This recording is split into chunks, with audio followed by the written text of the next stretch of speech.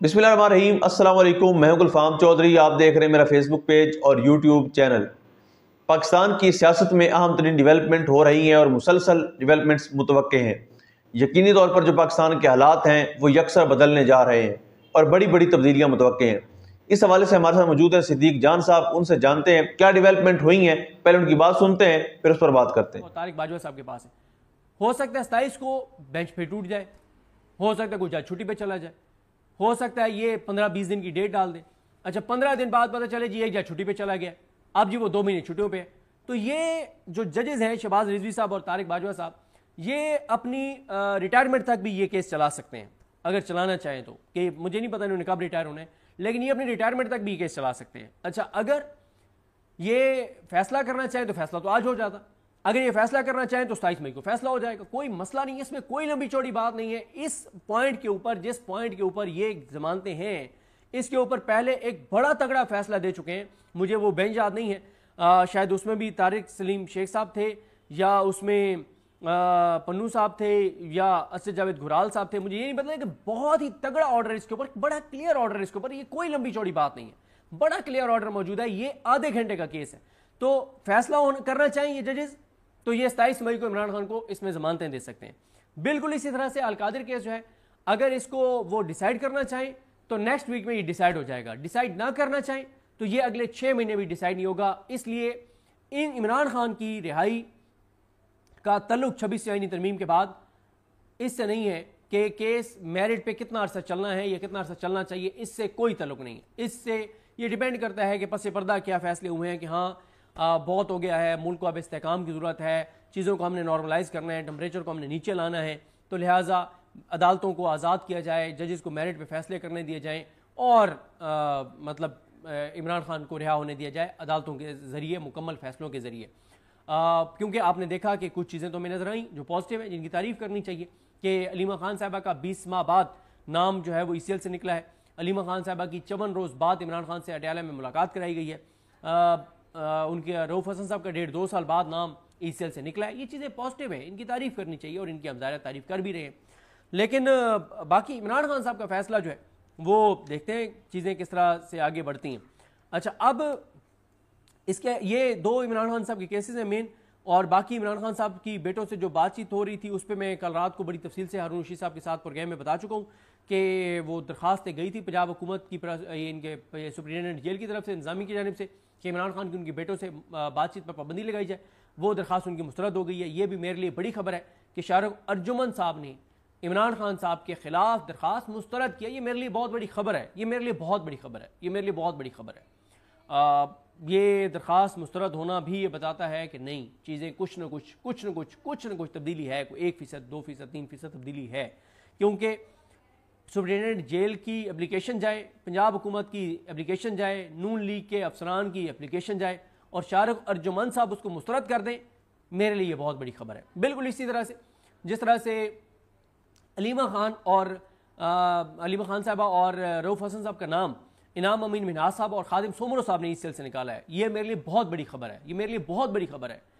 अगर ये नाम मोहसिन अख्तर कियानी साहब ने, इजाज़ इसा खान साहब ने, बाबर स्टार साहब ने, जहांगीरी साहब ने, समर रिफत इम्तियाज साहब ने निकाला होता, मेरे लिए कोई खबर नहीं थी। निकालना ही निकालना था उन्होंने अपने हलफ से वफा करनी है। वो अपने हलफ से 1 इंच इधर उधर जा ही नहीं सकते, उन्होंने करना ही करना था ये फैसला, इसलिए मेरे लिए कोई खबर नहीं होती। लेकिन क्योंकि सोमरो साहब ने और इनाम अमीन मिन्हाज साहब ने निकाले, लिहाजा मेरे लिए ये बहुत बड़ी खबर थी।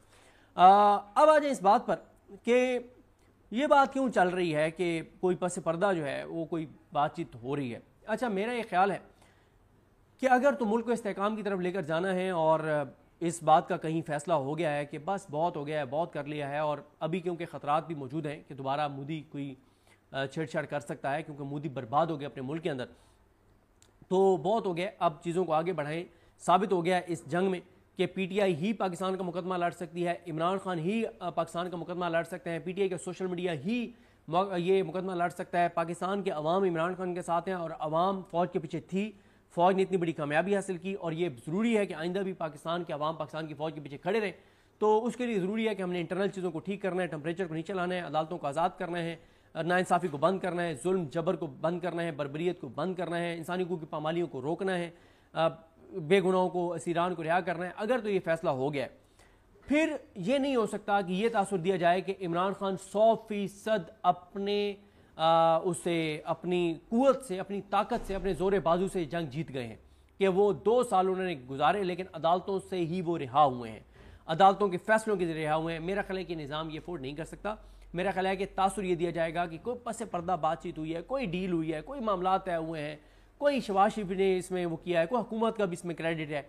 मेरा ख्याल है कि ये जो इस वक्त ये जो डील की बातें दोबारा और पस पर्दा मुज़ाकरात की बातें दोबारा फैलाई गई हैं, इसकी एक ही वजह है कि अगर कहीं पे ये फैसला होता है कि अब हमने मुल्क को आगे लेकर जाना है, मुल्क को इस्तेकाम देना है, मुल्क अंदरूनी तौर पे जो हो गया मुल्क के साथ वो आपके सामने है, लोग गरीब से गरीब तर हो गए हैं, इंडस्ट्री आपकी रुक गई है, कंस्ट्रक्शन आपकी रुक गई है, किसान आपका बर्बाद हो गया है, मजदूर आपका बेरोज़गार हो गया है, ख़त गुर्बत से करोड़ों लोग नीचे चले गए हैं, बेरोज़गारी पाकिस्तान की तारीख की बुलंदतरीन सतह पर है, लोग खुदकुशियाँ कर रहे हैं, ब्रेन ड्रेन हो रहा है, लोग मुल्क छोड़ के जा रहे हैं, डंकियाँ लगा के जा रहे हैं। अगर हमने ये फैसला कर लिया है कि नहीं, अब हमने मुल्क को इस्तेकाम की तरफ लेकर जाना है, उसके लिए ज़रूरी है कि फिर इमरान खान की रिहाई उसमें पहला कदम होगा।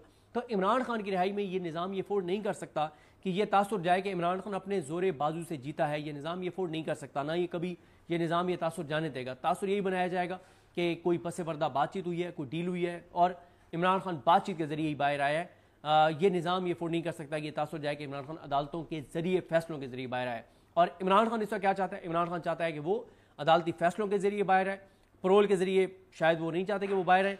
वो चाहते हैं कि जब वो अडयाला से निकले तो एक आज़ाद शहरी हो, लाखों लोग उनके इस्तकबाल के लिए आएँ और पूरा एक वो मंजर हो पाकिस्तान के अंदर जो आज तक किसी ने ना देखा हो। लेकिन ये निज़ाम ये नहीं चाहेगा। ये निज़ाम ये चाहेगा कि पहले किसी तरह से इमरान खान को किसी भी बुनियाद पर, कोई थ्रेट की बुनियाद पर, किसी और बुनियाद पर परोल या जो भी उसका कोई नतीजा, कोई भी रास्ता निकले, उनको पहले बनीगला मुंतकिल किया जाए या ज़मान पार्क मुंतकिल किया जाए या KPK मुंतकिल किया जाए, जहाँ भी किया जाए।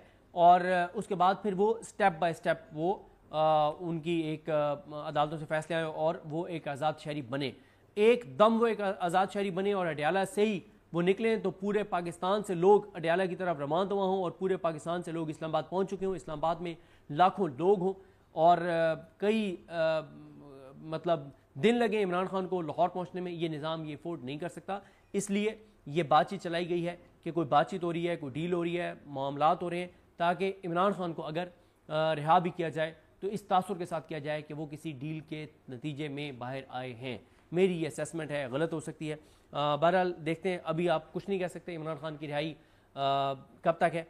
मेरा ख्याल है कि इमरान खान साहब की रिहाई से पहले जो है वो डॉक्टर यास्मीन राशिद साहिबा या शाह महमूद कुरैशी साहब की रिहाई जो है वो हो सकती है।